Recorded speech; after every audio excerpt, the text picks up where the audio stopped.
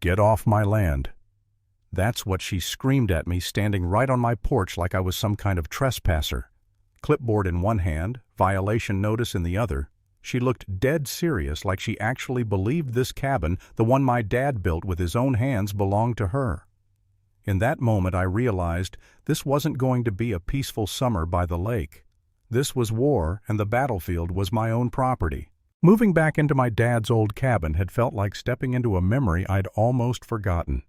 The boards creaked under my boots. The pine trees smelled exactly the same as they did when I was a kid, and the anchor ring on the dock was still there, rusted but solid, like a relic of a different time. I thought I was coming back to peace and quiet.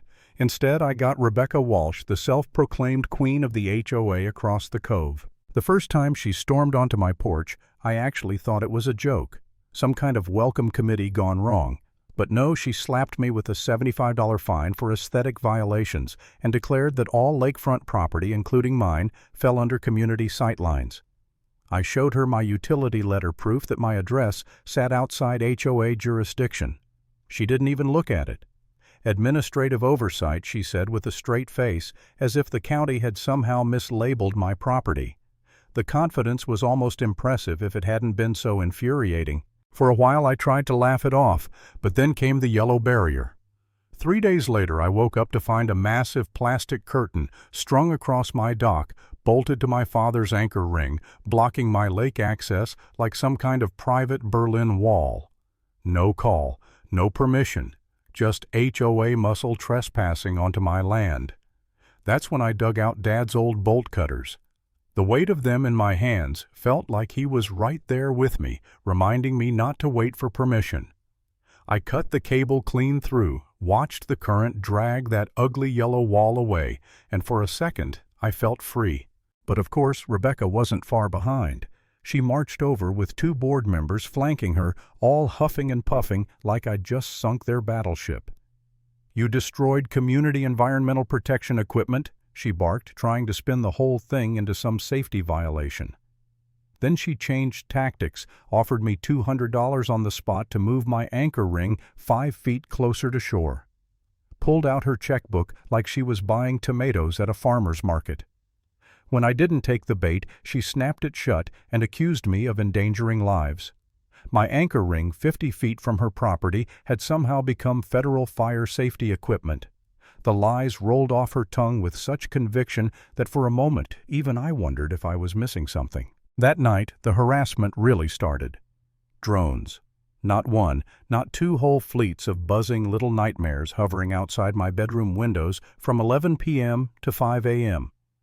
Red lights blinking like sniper scopes just far enough away to make sleep impossible, but close enough to drive me insane. The precision was terrifying. They knew exactly when I was inside, when I stepped outside, when I tried to rest. I found myself grinding my teeth, pacing the floor, questioning my sanity. By the 3rd night I was ready to give up, ready to pack my bags, walk away, let them have the damn lake.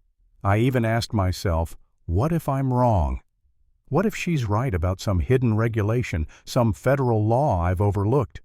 Maybe I was the unreasonable one. That doubt ate at me like poison. Then I remembered Dad's voice clear as day in my head. "Sometimes you clear your own path, son." So I built a rig out of old lumber, mounted a camera, and live-streamed the drones circling my cabin. If they wanted to play games in the dark, I'd drag it into the light. Neighbors started tuning in, commenting, sharing their own stories of HOA overreach.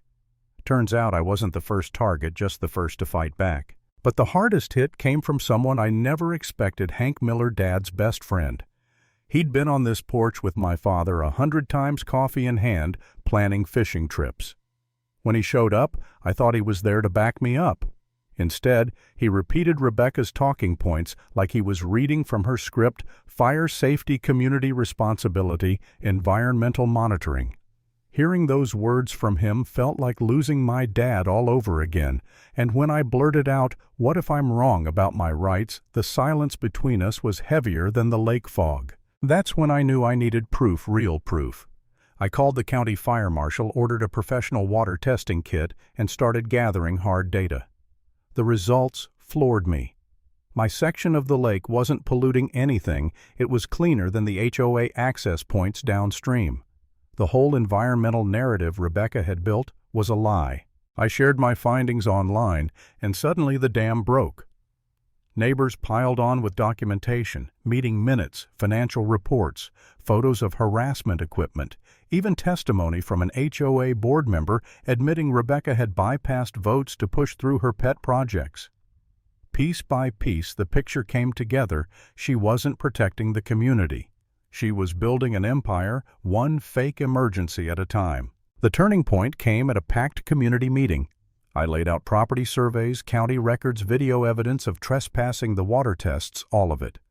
Rebecca came armed with her own prop, an official-looking federal declaration supposedly granting her HOA emergency authority over all lakefront property. She held it up like it was the Holy Grail. For a second, the room shifted. People murmured buying into her theater. My stomach dropped.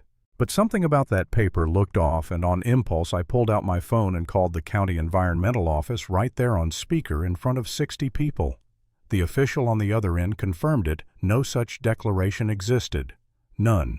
Rebecca had forged a federal document. The room erupted.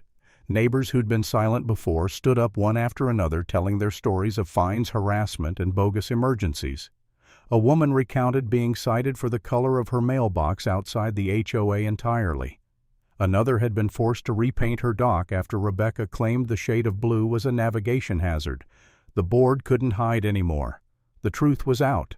By the end of the night, Rebecca's authority was in ashes. County officials announced an audit of her finances, thousands wasted on fake safety projects and harassment lights. She was stripped of environmental oversight, suspended as HOA president, and fined for falsifying documents and tampering with equipment. Her entourage was gone, her mask of authority shattered. I watched her gather her papers, face-flushed eyes darting, still calculating even in defeat. But there was no way out this time. For months, she'd controlled people through fear and fabricated power. Tonight she stood exposed, cornered by the very community she claimed to protect. And me, I didn't cheer. I didn't celebrate. I just stood there on my father's porch, looking out at the quiet lake, the wind chime clinking across the cove. For the first time since this nightmare began, it didn't sound like a threat anymore. It sounded like a reminder. Power built on lies always collapses.